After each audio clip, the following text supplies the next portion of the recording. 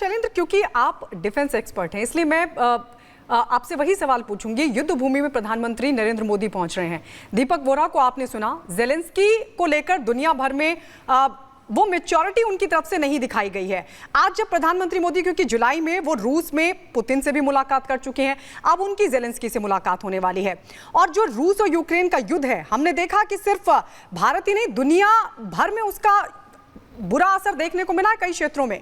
तो आज की इस मुलाकात से क्या संभावना, क्या रिजल्ट आपको निकलने की उम्मीद दिखाई देती है? मुझे नहीं लगता कि मैं ऑनरेबल एम्बेसडर साहब की कोई भी कंपैरिजन कर पाऊंगा, क्योंकि उनकी नॉलेज, उनका एक्सपोजर मेरे से 1000 टाइम्स ज़्यादा है। But at the same time उनकी बात से मैं ये ज़रूर निकाल पाता हूँ कि इंडिया और यूक्रेन के प्राइम मिनिस्टर्स में ज़मीन आसमान का फ़र्क है। एक स्टेबल प्राइम मिनिस्टर है, एक अनस्टेबल प्राइम मिनिस्टर है। एक उतना स्टेबल है कि पूरी दुनिया में कुछ भी होता है तो वो उसके ऊपर सोच विचार कर कर बात करता है। जेलेंस्की साहब को आवाज़ उठानी होती है, इसलिए वो सिर्फ आवाज़ उठाते हैं, वो सॉल्यूशंस के लिए काम नहीं कर रहे हैं। अगर आज मुझे लगता है प्राइम मिनिस्टर जब बैठकर उनके साथ बात करेंगे तो सबसे बड़ी बात ये होगी कि मिस्टर जेलेंस्की ओपन अप, अपने ऑप्शंस को क्लोज मत करिए, जैसे भारत के पास भी ऑप्शन था। क्योंकि जेलेंस्की इंक्लूडिंग पूरे वेस्ट ने कह दिया कि ये तो जी पुतिन साहब के अपने आदमी हैं, ये इंडिया जो है वो पुतिन का है, ये रशिया का है। लेकिन देखिए हम यहाँ जा रहे हैं, हमने ये ब्रेक कर दिया मिथ कि नहीं, हम सिर्फ हमारे स्ट्रेटेजिक इंटरेस्ट हैं रशिया के साथ, हमारे मिलिट्री इंटरेस्ट इन्वॉल्व हैं, बट फिर भी हम यहाँ आए हैं। और अगर आज हम जेलेंस्की को ये मौका देते हैं यूक्रेन को कि आपके लिए और हमारे लिए एक विन विन सिचुएशन हो, कि हम आपसे मे बी जो हमें मैरीन इंजन्स हैं वो हम आपसे ले सकते हैं, हम हमारे जो ट्रांसपोर्ट एयरक्राफ्ट्स हैं उनका प्रोपल्शन सिस्टम आपसे ले सकते हैं, आपके पास वो पैसा आएगा जो आपके पास नहीं है, और हमारे लिए एक तरीके से कह सकते हैं एक बिजनेस ऑप्शन नया खुल जाएगा। हमें भी ज़रूरत है। बट एक बात बता दूं, इस पूरे विन विन में जो बड़ी विन होगी वो होगी यूक्रेन के लिए, क्योंकि अगर ये युद्ध रुकता है तो सबसे बड़ा फायदेमंद जो सौदा है वो यूक्रेन के लिए होता है। इंडिया के लिए सिर्फ एक फायदा होता है कि हम एक बार पूरी दुनिया में फिर से प्रूव करते हैं कि whosoever stands with humanity, जो मानवता के साथ खड़ा होगा वो सबसे बड़ा विजेता होगा। ये बड़ी बात है, क्योंकि हम हमेशा यही कहते हैं, भारत वो देश है जिसने कभी किसी के साथ युद्ध के लिए उकसाया नहीं है। दीपक वोरा जी, क्योंकि हमने पहले देखा था प्रधानमंत्री नरेंद्र मोदी जब रूस की यात्रा पर थे, उस दौरान अमेरिका ने इसको लेकर के आपत्ति जाहिर की थी। भारत ने अपना स्टैंड क्लियर किया था कि हमें किसके साथ किस तरीके से संबंध रखने हैं वो हम तय करेंगे, किसी और देश को तय नहीं करने देंगे। लेकिन अब जब यूक्रेन की यात्रा हो रही है तो बाकी और भी ऐसे देश होंगे जिन्हें कहीं ना कहीं आपत्ति होगी कि अब यूक्रेन क्यों जाना है।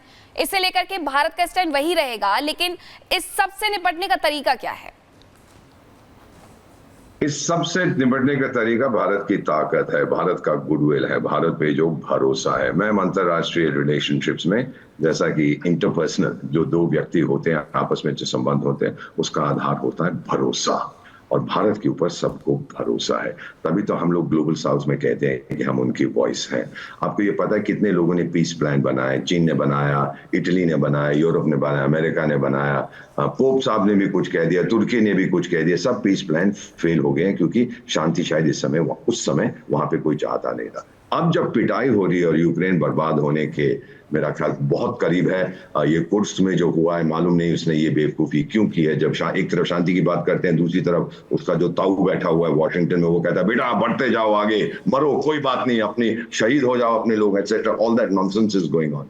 लेकिन इस समय मैम, मेरा मानना है कि भारत ने यह साबित कर दिया है कि हमारी दोस्ती सबके साथ है, हम दुश्मनी किसके साथ नहीं चाहते, लेकिन हम मित्र हैं, नौकर नहीं किसी के। ये लाउड एंड क्लियर मैसेज जा रहा है। और जो ग्लोबल साउथ है, जो डेवलपिंग कंट्रीज हैं, दे आर उनकी पूरी उम्मीद टिकी हुई है कि हमारी जो फूड, फ्यूल, फर्टिलाइजर, जो हमारी महंगाई बढ़ रही है, खाद्य पदार्थ चीजें नहीं है हमारे पास, ये जंग जो वहां चल रहा है यूरोप में, मेरा ख्याल 90% अफ्रीकन को मालूम भी नहीं है कि यूक्रेन कहां पर है, लेकिन वो सफर कर रहे हैं। उनकी पूरी उम्मीदें टिकी हुई। हाँ, कुछ लोग आलोचना करेंगे, तो हम कहते हैं मैडम, जब कारवां निकलता है ना, तो गांव के जो होते हैं जानवर वो करते हैं, हम परवाह नहीं करते। शेर मुड़ के नहीं देखता जब छोटा सा जानवर भौंकता है। हम आगे बढ़ेंगे, वही करेंगे जो हमारे हित में, और हमारे हित में इस समय है एक दुनिया को मैसेज, हम आ गए हैं, हम हैं, और दूसरा कि शांति हो जाए, क्योंकि हमारे दोनों के साथ इंटरेस्ट है, यूक्रेन के साथ भी और रूस के साथ। बिल्कुल, और यही मैसेज प्रधानमंत्री मोदी लगातार दे भी रहे हैं। और यूके देवनाथ जी, सबसे बड़ी बात तो ये, जैसे आपने पहले अभी बताया आपने कि प्रधानमंत्री मोदी की ज़ेलेंस्की से मुलाकात होगी, गले मिलेंगे, हाथ मिलाएंगे और कान में फुसफुसाएंगे कि युद्ध रोक दो। लेकिन आप ये बताइए कि एक तरफ वेस्ट के साथ अच्छे रिश्ते और दूसरी तरफ पुतिन के साथ गहरी दोस्ती, भारत कैसे बैलेंस करेगा? जी हाँ, मैं एम्बेसडर वोहरा का इसलिए सम्मान करता हूँ। I hold him in high regard because पश्चिमी देशों के बीच में, अमेरिका के बीच में और रूस के बीच में जो भारत ने एक सामंजस्य बनाया हुआ है, हम आगे बढ़ रहे हैं। हमारी कूटनीति ऐसी है, विदेश नीति ऐसी है कि हम देखते हैं कि भारत का सम्मान और भारत का जो हमारा काम निकालने का तरीका है उसको कैसे आगे बढ़ाया जाए। जब हमें रूस से सहायता चाहिए होती है, कोऑपरेशन चाहिए होती है, हम बेझिझक रूस के साथ आगे बढ़ते हैं। इसी तरह से पश्चिमी देश अमेरिका, अगर हम चाहते हैं कि अमेरिका हमारी मदद करे या उल्टा, जब हम चाहते हैं कि हम अमेरिका की मदद करें, हम अमेरिका के साथ बात करते हैं। देखिए, ये समझना पड़ेगा कि आज के विश्व में कोई भी यूनिपोलर वर्ल्ड नहीं बचा हुआ है। वो दिन गए जब अमेरिका सोचा करता था, खासतौर से 1991-92 के बाद अमेरिका सोचता था कि पूरे दुनिया में उसी का एकमात्र झंडा लहरा रहा है। वो समय गया। अब भारत सहित बहुत देश आगे बढ़ रहे हैं, रूस भी मजबूत हो रहा है। इसका फायदा भारत उठाना चाहता है। भारत वही करेगा जो कि हमारी विदेश नीति, हमारी कूटनीति हमें बताएगी कि भारत के लिए क्या अच्छा है। अमेरिका यस, रूस हाँ। जी शैलेंद्र, क्योंकि आप डिफेंस एक्सपर्ट हैं, इसलिए मैं आपसे वही सवाल पूछूंगी। युद्ध भूमि में प्रधानमंत्री नरेंद्र मोदी पहुंच रहे हैं। दीपक वोरा को आपने सुना, ज़ेलेंस्की को लेकर दुनिया भर में वो मैच्योरिटी उनकी तरफ से नहीं दिखाई गई है। आज जब प्रधानमंत्री मोदी, क्योंकि जुलाई में वो रूस में पुतिन से भी मुलाकात कर चुके हैं, अब उनकी ज़ेलेंस्की से मुलाकात होने वाली है। और जो रूस और यूक्रेन का युद्ध है, हमने देखा कि सिर्फ भारत ही नहीं, दुनिया भर में उसका बुरा असर देखने को मिला है कई क्षेत्रों में। तो आज की इस मुलाकात से क्या संभावना, क्या रिजल्ट आपको निकलने की उम्मीद दिखाई देती है? मुझे नहीं लगता कि मैं ऑनरेबल एम्बेसडर साहब की कोई भी कंपैरिजन कर पाऊंगा, क्योंकि उनकी नॉलेज, उनका एक्सपोजर मेरे से 1000 टाइम्स ज़्यादा है। But at the same time उनकी बात से मैं ये ज़रूर निकाल पाता हूँ कि इंडिया और यूक्रेन के प्राइम मिनिस्टर्स में ज़मीन आसमान का फ़र्क है। एक स्टेबल प्राइम मिनिस्टर है, एक अनस्टेबल प्राइम मिनिस्टर है।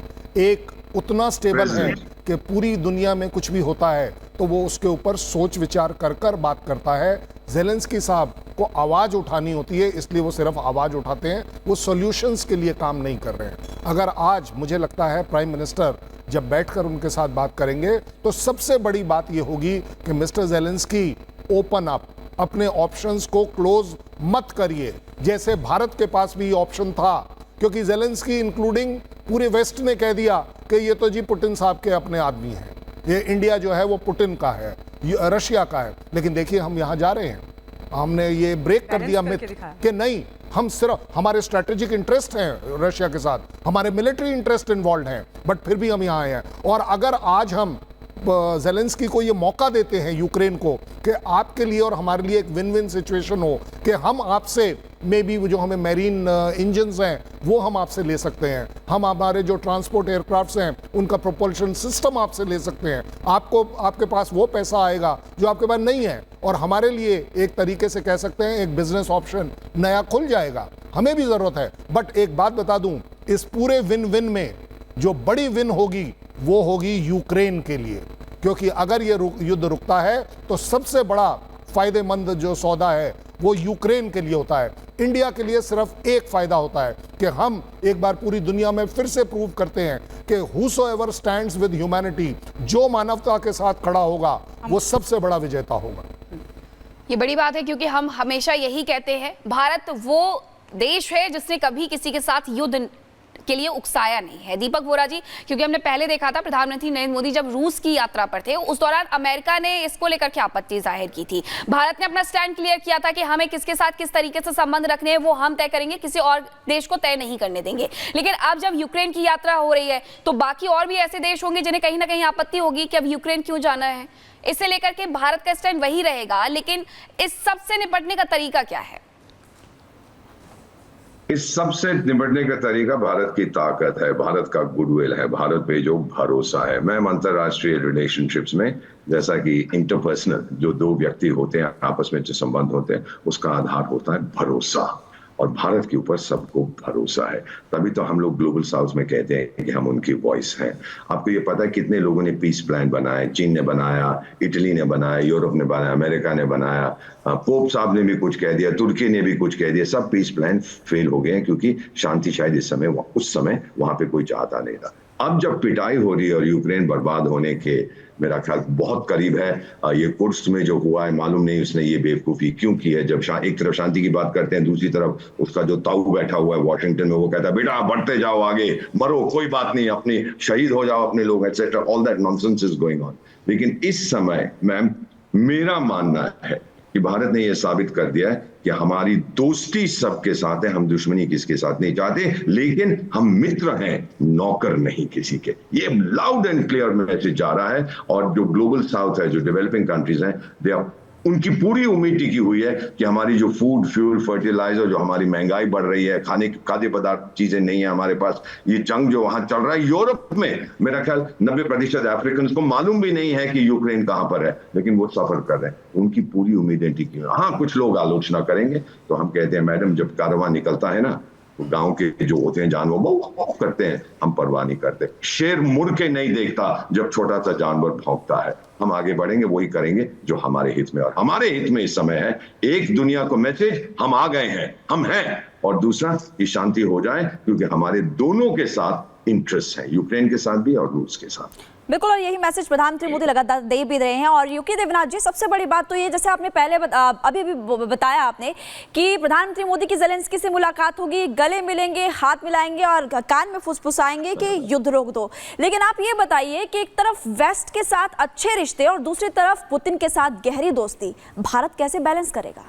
जी हाँ, मैं एम्बेसडर वोहरा का इसलिए सम्मान करता हूँ, I hold him in high regard, because पश्चिमी देशों के बीच में, अमेरिका के बीच में और रूस के बीच में जो भारत ने एक सामंजस्य बनाया हुआ है, हम आगे बढ़ रहे हैं। हमारी कूटनीति ऐसी है, विदेश नीति ऐसी है कि हम देखते हैं कि भारत का सम्मान और भारत का जो हमारा काम निकालने का तरीका है, उसको कैसे आगे बढ़ाया जाए। जब हमें रूस से सहायता चाहिए होती है, कोऑपरेशन चाहिए होती है, हम बेझिझक रूस के साथ आगे बढ़ते हैं। इसी तरह से पश्चिमी देश, अमेरिका, अगर हम चाहते हैं कि अमेरिका हमारी मदद करे, या उल्टा, जब हम चाहते हैं कि हम अमेरिका की मदद करें, हम अमेरिका के साथ बात करते हैं। देखिए, ये समझना पड़ेगा कि आज के विश्व में कोई भी यूनिपोलर वर्ल्ड नहीं बचा हुआ है। वो दिन गए जब अमेरिका सोचा करता था, खासतौर से 1991-92 के बाद, अमेरिका सोचता था कि पूरे दुनिया में उसी का एकमात्र झंडा लहरा रहा है। वो समय गया। अब भारत सहित बहुत देश आगे बढ़ रहे हैं, रूस भी मजबूत हो रहा है। इसका फायदा भारत उठाना चाहता है। भारत वही करेगा जो कि हमारी विदेश नीति, हमारी कूटनीति हमें बताएगी कि भारत के लिए क्या अच्छा है। अमेरिका यस, रूस हाँ। जी।